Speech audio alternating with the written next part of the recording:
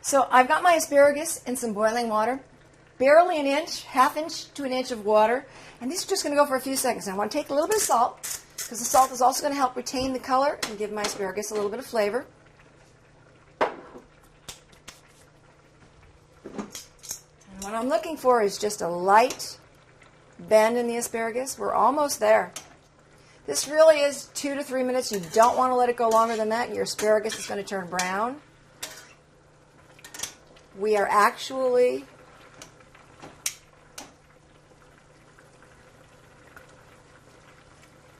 30 seconds away. We're just about there. It's got a perfect crunch. And I'm turning this off. Oh, excellent. So we're going to drain this water out of the asparagus. We want to stop the cooking process.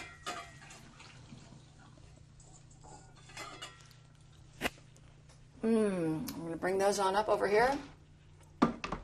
We are ready to plate.